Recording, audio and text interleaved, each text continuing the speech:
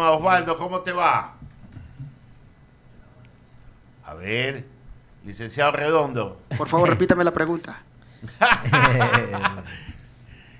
Buenos días. ¿Sí se acuerda el licenciado Redondo? ¿Podemos contar la anécdota al aire o no?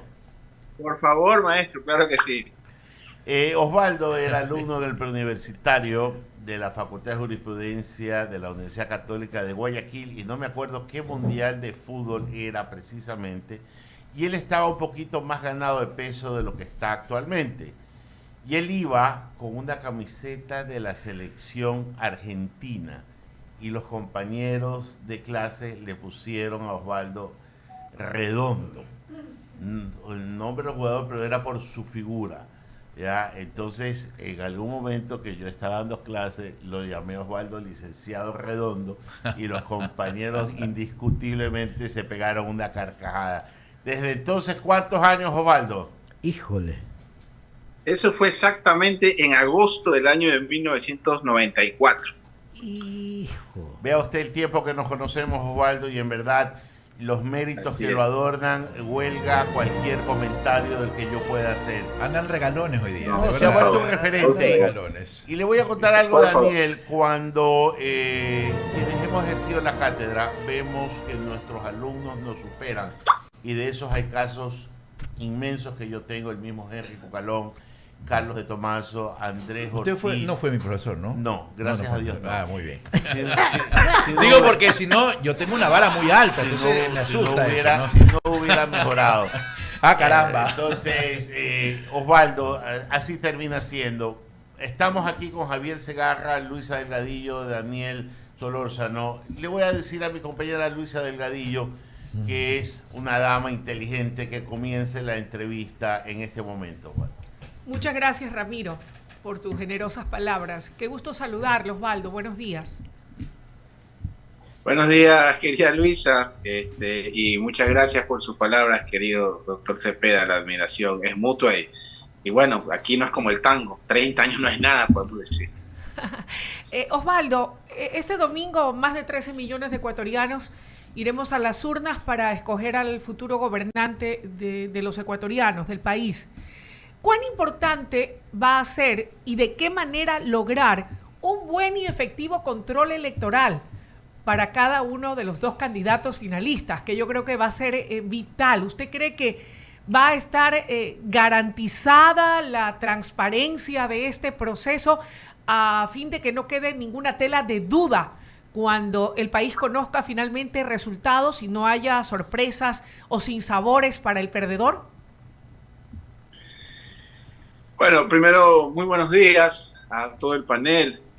Gran saludo a la audiencia, que finalmente es el soberano de estos espacios, quienes nos escuchan, nos miran, nos cuestionan, nos felicitan. Yo creo que hay que tomar por igual todo y aprender junto con las personas.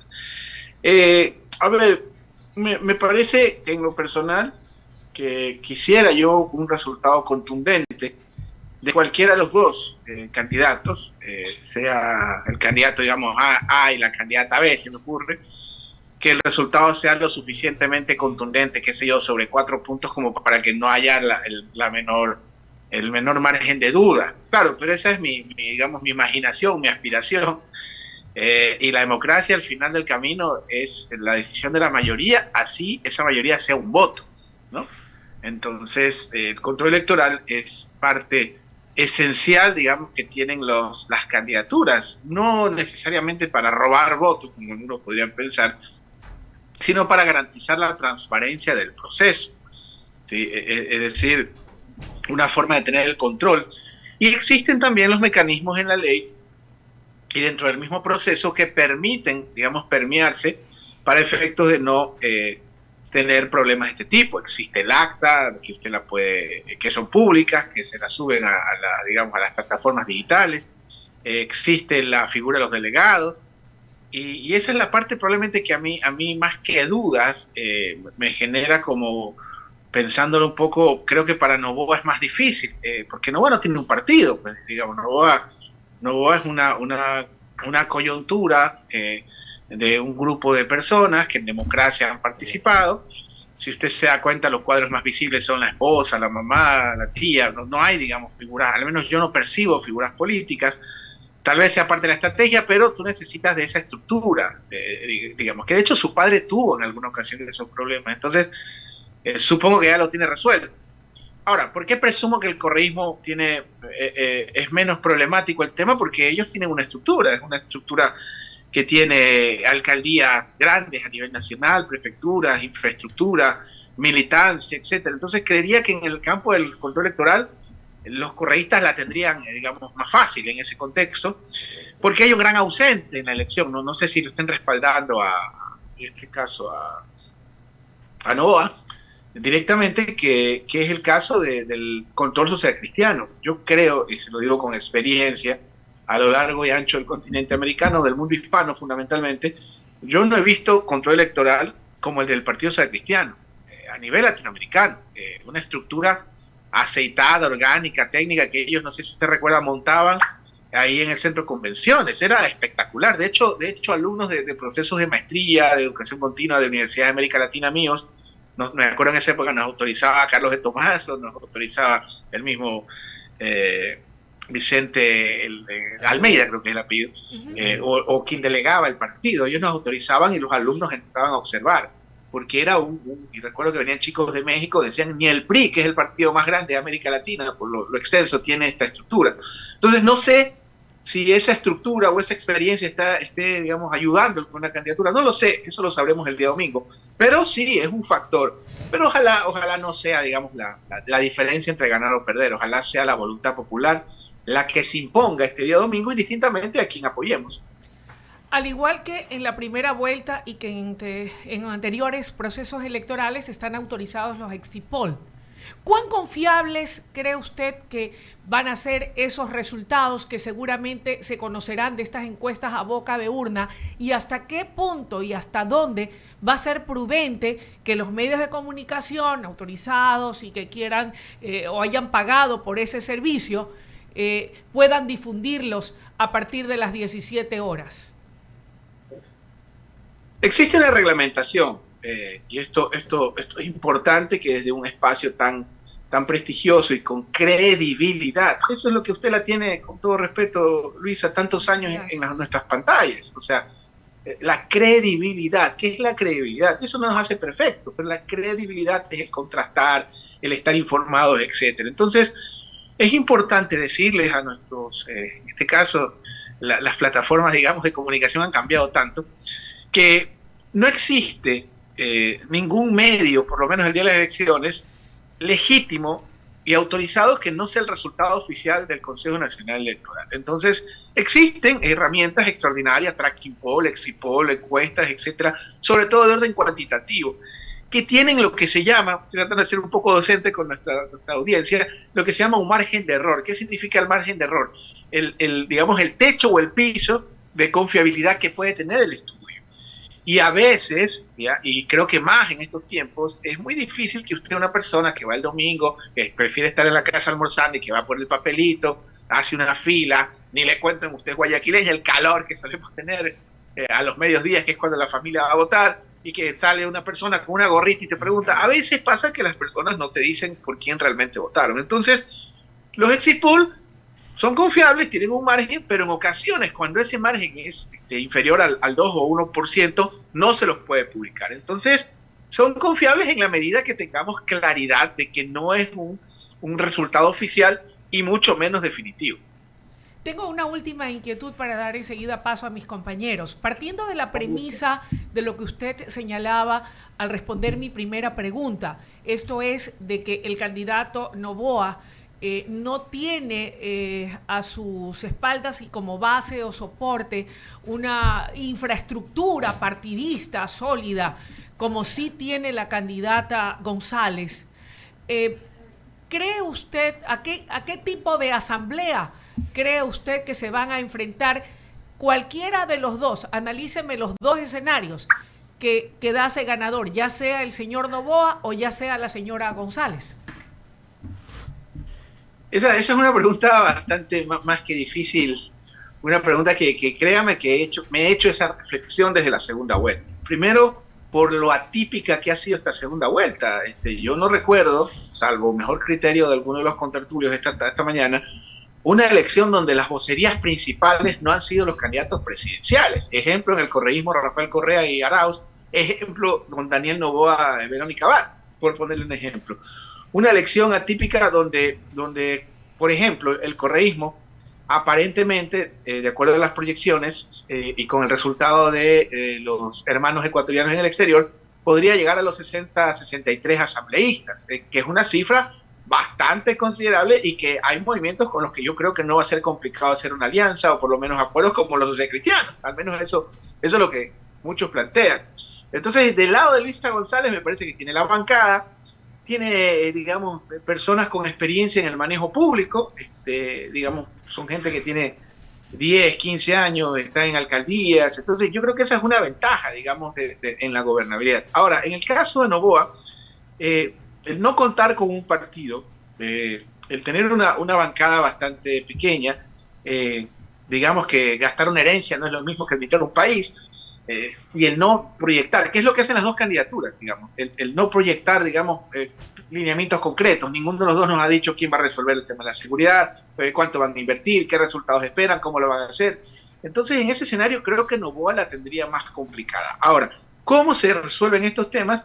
Legitimándose en el ejercicio de gobierno. Entonces, para mí, el error que cometió Lasso, que creo que es uno de los grandes ganadores de la segunda vuelta, porque no hablamos de no prolongar esta catástrofe, o que los candidatos nos garanticen que no se va a prolongar esta catástrofe, es que prácticamente en el caso de Noboa, yo creo que la ventaja o lo que él debería hacer si gana las elecciones este domingo, que es probable, es que empiece a ejecutar con toda la potencia el poder del Estado en todos los espacios. Por ejemplo, la seguridad es una política pública. Si él va a estar esperando una consulta que toma 90 días hasta que la aprueba el Consejo de acá, la Corte de por allá, o va a estar esperando que se pongan de acuerdo 130 y tantos, 128 asambleístas, se va a complicar. Pero si aplica la ley, porque la ley lo faculta dentro de las potestades del Ejecutivo, de la Asamblea, mira algo tan simple, la Asamblea no depende pues que usted tenga una cédula en un día, por lo menos, ya no digamos que 30 minutos como era antes con el correo, ¿ya? De la Asamblea no depende que usted dote de chalecos a los policías, de la Asamblea no depende que usted, digamos, dote de municiones a la Asamblea o a operativos. Entonces, yo creo que Noboa, tal vez la ventaja de no tener partido es que podrá tomar decisiones solo y ojalá tome las indicadas. Gracias por responder a mis inquietudes. Ramiro Cepeda continúa con la entrevista. Osvaldo, qué dura esa frase. No es lo mismo gastar una herencia. Te la he cogido y todo lo que significa ya lleva un condumio bastante específico. Pero en todo caso se la dejo como tarea porque a mí me pareció muy dura, pero en todo caso su expresión y la respeto. El día domingo, creo yo, y quiero contrastar con usted, Osvaldo, yo creo que la diferencia va a ser amplia. Yo no tengo duda, yo no quiero ser pitonizo, pero creo que va a ser por encima de los 7 puntos, no va a haber esta discusión. Y quiero recordarle a usted que usted es un estudioso del tema. Año 1996 era la elección y que estaban en la segunda vuelta el señor Abdalá Bucarán y el abogado Jaime Nebot. Presidente Durán Ballén en ejercicio tenía que irse ese domingo a ver el partido Ecuador-Chile que jugaban en Santiago de Chile. Y yo me acuerdo haber estado en el despacho del señor vicepresidente Eduardo Peña, en donde le decían al presidente Sixto Durán Ballén que no vaya porque el resultado iba a ser a photo finish. Y recuérdese usted que la diferencia fueron casi 500.000 votos. Entonces, cuando una cosa es la percepción de lo que quieren ser y otra cosa es la realidad de lo que en verdad sucede, a veces el corazoncito a uno le hace decir pavadas, pero resulta que ni usted ni yo estamos para que nuestro corazón gobierne, sino para que nuestro análisis prospere. ¿Usted coincide conmigo? Algo que es importante es que al menos yo, créame que he comido bastante caldo de bagre con yuca y harto maní, y no precisamente por tener más lucidez cerebral. Pero algo que he aprendido es que a pesar de comer mucho pescado, no tengo la capacidad de la clarividencia. Si quisiera, estoy de acuerdo con usted, querido maestro, me encantaría, ojalá el resultado sea contundente, indistintamente de quién gane. Y hay otro tema también que es importante. Cuando una persona se mete en estos temas públicos como contratista, como candidato, como funcionario, etcétera, etcétera, está sujeto al escrutinio público. Le pongo un ejemplo. Yo soy docente en la Universidad de Guayaquil y nunca en mi vida yo había hecho una declaración juramentada, ¿sí? Para mí me pareció algo, tuve que contratar un contador, un abogado, porque nunca en la vida nos tiramos 3 días, y no porque tenga muchos bienes, sino por el tema de la rigurosidad. Por ejemplo, yo tengo una cuenta de ahorros en Argentina que quedó con unos pesos que eran, por decirle, ya se diluyeron, pero eso hay que declarar. Entonces yo no sabía el número de cuenta, tuve que llamar, tuve que incluirla. Entonces el que se mete estas cosas, ¿ya?, tiene que entender que está sujeto a la opinión pública. Y mucho más, en la situación particularmente complicada que vive el país, ¿sí?, donde somos el país más violento del mundo en materia de crecimiento de la violencia, ojo con ese dato, y probablemente terminemos el año siendo el más violento de América Latina y de la región. O sea, en el mundo ningún país tuvo ese crecimiento de violencia, claro, ningún país que no esté en guerra. Le voy a poner otro ejemplo. En esta guerra miserable y desigual que los civiles de ambas partes están llevando la peor parte en el Medio Oriente, por el momento han muerto 231 niños, por lo menos en la Franja de Gaza, con los bombardeos israelíes, ¿ya? ¿Sabe cuántos niños han muerto por la violencia este año en el Ecuador? Aproximadamente una cifra parecida, 245, 240, en un país que no está en guerra. Entonces, esa tragedia que está viviendo el Ecuador requiere, con todo cariño y respeto, la mayor de las severidades, porque del mismo modo que yo creo que no es lo mismo gastarse una herencia que administrar un país, también yo espero que la otra tendencia, en caso de llegar a ganar, yo espero que la agenda sea recuperar esas cifras de hacernos el país más seguro de América Latina o de tener las cifras más seguras de nuestra historia. Yo espero que la agenda no sea meter la mano en la justicia para mover juicios o para resolverle la vida judicial a X y a Z persona, sea quien sea. Yo creo que tenemos que ser duros y severos, porque la situación del país, querido maestro, nos lleva a situaciones en que ya la discusión en este momento... Mire, por ejemplo, ayer recibía una circular del colegio de mi hijo, ¿ya?, donde, por favor, casi, se la resumo, señores padres de familia, no manden a la tienda de la esquina a los chicos, no nos responsabilizamos. A una tienda que está a 10 metros del colegio, no le voy a decir que colegio es.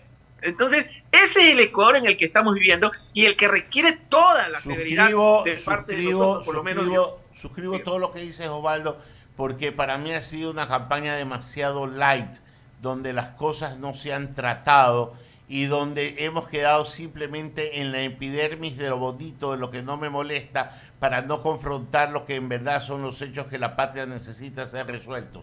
Por tanto, el día domingo, para mí, lo que se va a discutir es quién lo hizo menos malo o quién lo hizo más bonito, pero quién no esgrimió el mejor argumento para solucionar los problemas del país, lo cual a mí me tiene en un desosiego total, porque voy con toda la apatía del caso a ejercer mi derecho ciudadano y tampoco creo en el voto nulo, porque para mí es una expresión de irresponsabilidad frente a una decisión que hay que tomar. Por eso sí suscribo todo lo que dice Osvaldo. Simplemente tenemos que hacer una reflexión ciudadana y decir hasta cuándo vamos a aguantar esto. Te paso a Daniel para que continúe con la entrevista. Gracias, Ramiro. Un abrazo, querido maestro. Gracias a usted.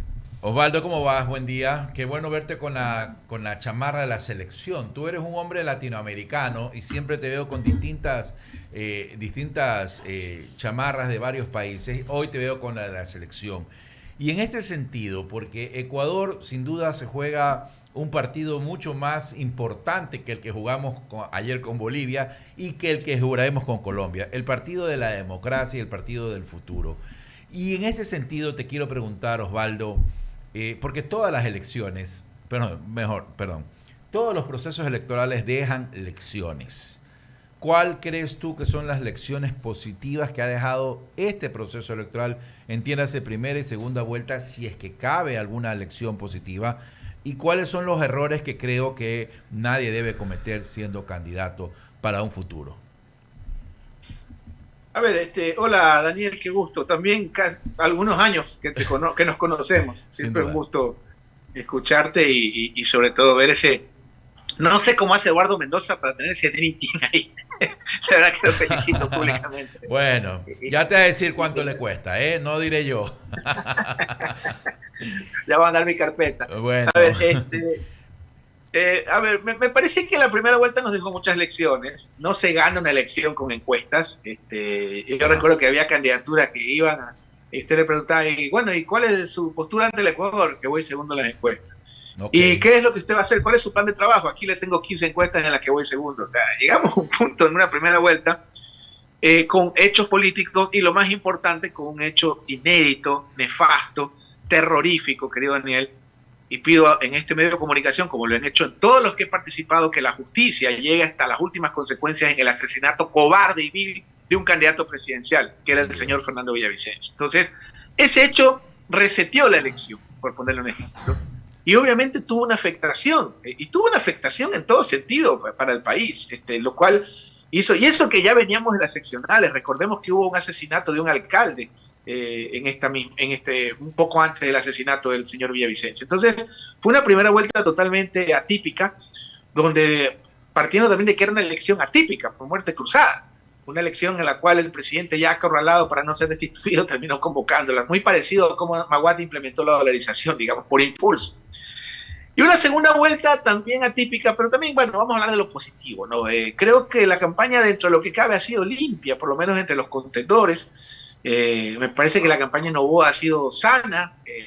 Yo no lo he visto ahí, porque en este país, si la vida no vale nada, calcule las honras, pues, ¿no? Ahora todo el mundo es narco, pues, ¿no? De acuerdo a la manera de opinión. Entonces, me da la impresión de que ha sido una campaña en ese sentido tranquila, de parte de los dos candidatos, pero también, por otro lado, lo que yo les planteaba, atípica, donde las principales vocerías no han sido los candidatos presidenciales, sino sus vicepresidentes. Creo que Arauz y la señora Abad han generado más discusión o han puesto más temas en la mesa de los que los han puesto la misma Luisa y el mismo Daniel, tomando en cuenta un factor, que en este caso creo que el correísmo probablemente fue más afectado. ¿Por qué? Porque tomemos en cuenta que Andrés Arauz tiene un nivel de conocimiento muy superior incluso al de Noboa y al de Luisa y al de Abad. Entonces, eso, por ejemplo, para mí ha sido atípico, ¿no? La vocería en la campaña de Luisa también ha sido Rafael Correa. Me parece que ella hace su debut o su aparición. Para que le ponga un ejemplo, yo recién me aprendí su nombre completo después del debate. Yo sabía que había una candidata, yo era Luisa Gómez, Luisa Len, no, es González, allá. Eso me lo aprendí en el debate. Entonces, era una candidata que recién empezó a hablar en primera persona en el debate. Tal es así. Ahora, que los debates definen una elección, porque esto no se trata que por mi candidato le va bien lo define y cuando le va mal no importa. Esa es la opinión pública, es divertida. No, las elecciones se ganan con hechos políticos y el debate es un hecho político. Y en ese hecho político, al menos en la segunda vuelta, muchos creen, y yo pensaba igual, que Daniel Noboa no liquidó la contienda porque era la oportunidad para hacerlo, pero en todo caso se prolongó. Me parece que en el debate Luisa González como que empezó a hablar en primera persona y nos quedamos, ella es Luisa González, no ha sido Correa el que va a mandar, o por lo menos también existe. No estoy seguro si le vaya a alcanzar, no lo sé, eso lo sabremos el domingo, pero en todo caso ha sido una elección que es lo que podemos rescatar. Por otro lado, bueno, lo que hemos visto, las acusaciones que se hicieron, o por lo menos la especulación que surgió en función de una posible declaración de un determinado señor en una determinada caso que afectaría una determinada candidatura. Entonces hemos visto de todo en esta elección. Ojalá el domingo todo sea sano, transparente y que los ecuatorianos vivan su fiesta y el que gane entiende que tiene un país con muchos problemas que resolver. Es la lectura a priori, porque siempre hay una lectura a priori. Después vienen los resultados y los resultados a veces nos sorprenden y tenemos que buscar otra lectura, otra narrativa para entender cómo votó el elector. Sin duda, cuando te preguntaba sobre la evaluación de esta campaña electoral, porque uno siempre saca lecciones, siempre, sea propias o ajenas, uno entiende de que cierta persona se equivocó o yo me equivoqué y hay que enmendar. Ahora, está claro que vivimos un tiempo de mucha violencia en las calles y quizás por eso los candidatos prefirieron no replicar o no atacar con mayor énfasis, como sí vimos en una campaña seccional donde hubo ataques de todo tipo, digo, meses antes, y prefirieron simplemente guardar una compostura para no, repito, no llevar esa violencia que ya tanto duele, que tanto daño hace al país, y que tú lo has dicho bien, con una cantidad increíble de niños fallecidos producto de la violencia, a la contienda política. Quizás eso es intencional, por eso es que la conducta de los dos candidatos ha sido muy sobria, a diferencia, repito, de meses anteriores nomás, en una elección seccional donde se dijeron de todo. Sí, sí, el comportamiento de ambos candidatos indudablemente ha sido, me parece, pausado. Bueno, también, a ver, tendremos que ver los perfiles de los candidatos, ¿no? El otro día alguien me decía, necesitamos un candidato como Borjas, como Férez Cordero, como Correa, como Uribe, como Otto Rosemena. A ver, un momento, primero este es otro siglo. Es otro siglo con otros parámetros, con otros valores, con otros tipos de liderazgo. Entonces, en ese escenario creo que es lo que hay. A mí, honestamente, querido Daniel, me preocupa más el post, ya a partir del día lunes. Sí. Primero, yo creo que lo primero que tiene que haber un consenso es que esta pesadilla no se prolongue. Por ejemplo, nadie habla de eso. Lo primero es que esta pesadilla termine. Yo, por mí, ojalá el próximo presidente ya el miércoles esté en el despacho para terminar esto lo más pronto posible. Entonces, esta situación que el país vive, donde hemos perdido, al menos yo, Daniel, la cuenta de amigos sin antecedentes penales y algunos amigos suyos también que han sido asesinados, sin saber, en un país donde el 100% de los casos no se da con el autor intelectual. ¿Eso qué significa? Que hay impunidad garantizada en este país. Un país donde cada semana me llaman amigos, y les estoy hablando solo de la seguridad, a despedirse. Amigos que me dicen, hermano, yo no te vayas, la patria, hermano. Y se van del país. Cada semana esto parece 99. ¿Ya? Y fíjense, yo estas cosas que tengo atrás, esos trofeos que ve ahí, que todos me los han dado organismos especializados, a mí y a mi empresa en Estados Unidos, que a lo único que voy a Estados Unidos es a recibir, digamos, estas cosas, de las cuales he regalado más de la mitad, donado, otros se han perdido. Mi mujer es la que los pone en orden y los cuida y los cuenta. Pero hay gente que ni siquiera valora al Ecuador, hay gente que quiere que sus hijos nazcan en Estados Unidos porque les parece poca cosa. Ese es el estado en que el Ecuador se encuentra, y en el cual, les cuento una cosa, por lo menos yo estoy pensando, bueno, démosle los 100 primeros días de gobierno a quien gane, llámese Luisa, llámese Daniel, para ver, porque a partir, y esto en gobernanza es fundamental, a partir de los 100 primeros días nosotros vamos a tener claridad por dónde va a caminar el gobierno. Si no, espero no darle la próxima, en unos 4 meses la próxima entrevista, ya no será desde mi casa en Ecuador, sino, no lo sé, en Panamá, en México, en Estados Unidos yo no viviría, pero en todo caso, así está la situación, querido Daniel, y es gravísima, y ojalá lo tengan presente, tanto el señor Nova como la señora González. Sin duda, tú relatas una realidad que todo el mundo la vive, la palpa, pero da la impresión de que algunos políticos simplemente la usan para el discurso, pero no la estuvieran palpando. Luisa tiene más inquietud. Gracias por responder las mías. Gracias, Daniel. Bueno, sí, siempre es interesante poder conversar con usted, mi querido Osvaldo, y un poco ya en lo que será el ejercicio del poder de cualquiera de los dos candidatos finalistas, el que llegue, tendrá que lidiar con la existencia de ese Consejo de Participación Ciudadana que va de tumbo en tumbo y que no sé por qué no termina de cristalizar todo aquello que se prometió iba a cumplir por parte de sus integrantes y muy por el contrario, está bastante desacreditado, desprestigiado, y aquello es algo con lo que tendrá que lidiar el próximo gobernante. Muchos actores políticos, después del gobierno del expresidente Correa, decían que había que desaparecerlo, que era un organismo que no tenía razón de existir ni de ser. ¿Qué comentario le merecen a propósito de ello los últimos episodios con la caída del señor Allen Berbera? En ocasiones me da la impresión, a veces, no siempre, de que el problema no es el consejo, sino quién lo maneja. ¿Sí? A veces, no toda la población o toda la opinión pública tiene esa opinión, pero a mí me da la impresión de que el consejo es bueno en función de quién lo maneja. Cuando lo manejaba Trujillo era un organismo impoluto, era un organismo intachable, incuestionable. A mí me parece una chifladura, te lo digo con respeto, ¿sí? De que un organismo de control o un funcionario no pueda ser objetado. O sea, ¿qué es esto? Pues ¿dónde vivimos? Ni en la Roma antigua. Que resulta que tal funcionario, llámese contralor fiscal, nadie puede preguntarle ni la hora, porque en tal decisión no se los puede investigar. O sea, por Dios, estamos chiflados.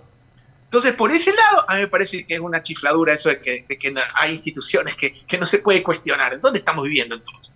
Segundo, me parece que Allen Berbera, a quien lo conozco y es un amigo de la universidad, cometió un error desde mi punto de vista. Yo creo que si ellos no centrarse directamente en el concurso, me explico, yo creo que ellos debieron llegar y dedicarse, pero así como el caballo, como decimos los monstruos, para adelante, ¿sí? Al concurso, punto. Entonces, probablemente que, insisto, para mí es una chifladura eso de que no puedes investigar, se me ocurre al fiscal, al contralor, o lo que sea. Pero que ya está blindado, ese es el marco jurídico, ese para mí es una chifladura que dejó el Trujillato, como ellos le llaman. Pero para mí, ellos debieron dedicarse, y creo que este consejo también debe de hacerlo, ¿sí? No debe observar con, digamos, lectura política quién gana el domingo, quién está en la asamblea, no. Yo creo que ellos deben centrarse en un concurso transparente, ¿ya?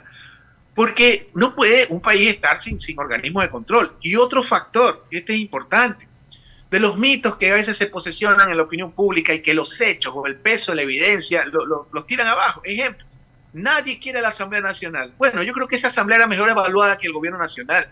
Y durante el único ejercicio que valida la legitimidad de cualquier organismo, no encuestas, no medios de opinión pública, los analistas, nosotros, etcétera, que es la voluntad popular, en la pregunta que afectaba a la Asamblea Nacional, la diferencia fue más grande de la que le sacó los Arauz. Y no solo eso, los dos finalistas de esta segunda vuelta vienen del ejercicio parlamentario, entonces tan malo no debió ser. Segundo, el Consejo de Participación Ciudadana famoso, que todo el mundo lo odia, que no sirve. Bueno, resulta que cuando el pueblo lo evaluó, le sacó 16 puntos de ventaja al no al sí. Y no me vengan con que no, lo que pasa es que se confundieron porque pensaban que era contra Lazo. No, señor, la gente no es idiota, la gente sabe leer, el analfabetismo afortunadamente ya es muy bajo en el Ecuador. Entonces, en ese contexto, yo creo que tenemos que entender organismos de control, la Asamblea, el Poder Ejecutivo, el Consejo de Ciudadana, de que el Ecuador no tiene más oportunidades, querida Luisa, ¿ya?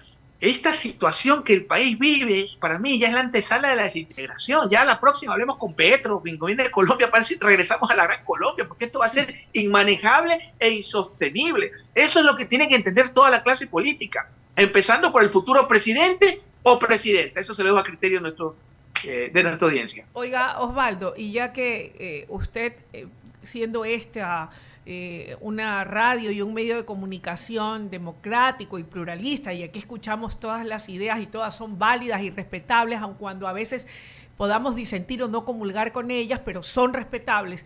¿Qué opinión le merece la Corte Constitucional y todos sus fallos? A ver, si se me va la lengua, además la culpa es de Ramiro Cepeda, porque él me formó en la universidad. Así que cualquier cosa tiene responsabilidad ulterior, ¿no? Así que, a ver, yo no, digamos, soy abogado, sí, pero lo ejerzo eminentemente en temas solo inmobiliarios o en temas, digamos, administrativos. No soy un constitucionalista o no tengo criterio como por evaluar los fallos. Lo que sí puedo decir, perdóneme, en función que le de doy un punto de orden. Solamente sí, era importante para mí escucharlo, porque como le repito, puede que yo no comulgue con su opinión, pero la respeto. Y ya que veo que defiende, no a ultranza, pero que sí defiende la valía y el respeto que debe tener o que se ha ganado el Consejo de Participación Ciudadana y Control Social, era para mí importante, para mí conocer su opinión de la Corte Constitucional. Okay. Y si actúa o no bien, si ha actuado apegado a derecho, si es tan válida como el Consejo de Participación Ciudadana y Control Social desde su respetable punto de vista. Claro, ¿cómo no, quería Luisa? No, yo lo que planteo es la legitimidad que tiene el Consejo en función de la voluntad popular. O sea, yo no me invento el resultado, eso está ahí, ya el resto es opinión.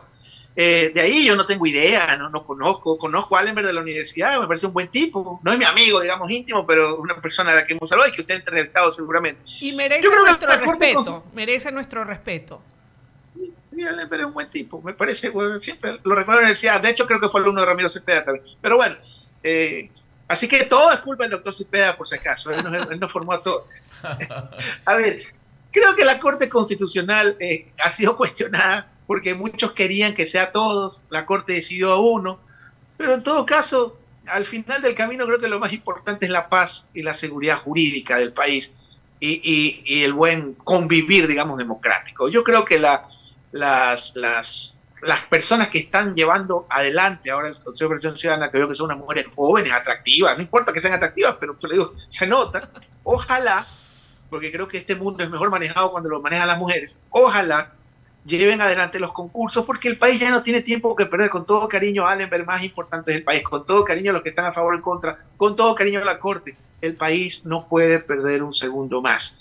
Así que ojalá ese consejo, por favor, lleve adelante ya los concursos y tengamos lo más pronto posible autoridades. No importa que sean los más probos, con mayor experiencia, y ojalá a políticos. Para cerrar la entrevista, ¿cuál cree usted que debiera ser aquello que tenga muy en cuenta y en consideración el electorado? Se trata, yo me he permitido decir, de la elección más importante de la historia del Ecuador. Yo tal vez voy a irrumpir al Estado laico, porque yo soy creyente, católico, y probablemente me entierren así. Y hubo un hecho acertado en esta historia de mi lectura, que es la consagración del corazón de Jesús que hizo el presidente García Moreno en alguna ocasión. Yo quiero apelar a esa bendición y ojalá el Ecuador el día domingo tome el rumbo indicado. Yo no creo que soy el más indicado para decirle a los ecuatorianos quién es la mejor opción o quién está mejor preparado. Para eso la gente se investiga, para eso la gente se forma. En todo caso, es lo que yo sí tengo claro. La primera vuelta nos dejó una lección, o por lo menos a mí me dejó una lección, que la mitad de esa papeleta creo que se va a repetir los próximos 20 años. ¿Sí? No le voy a decir en qué orden, indistintamente lo que pase el domingo. Creo que la papeleta de la primera vuelta se va a repetir, por lo menos de los 8, 4 van a estar presentes en la papeleta los próximos 15, 20 años. Porque para remate son pollitos, 38, 39, 35. Cerquita. Así que esa es lo que creo que va a suceder. Gracias, estimado Osvaldo, por comparecer siempre ante estos micrófonos. Sea siempre bienvenido. Yo feliz. Gracias por invitarme. Ya saben, la culpa del doctor Cepeda. Hasta luego. Un abrazo. Un abrazo. Daniel. Bueno, ahí estuvo Osvaldo Moreno, quien nos dio las impresiones sobre lo que es esta campaña electoral. Vamos a una brevísima pausa comercial en Diálogo de la Mañana por Radio I-99. ¡Qué buena radio!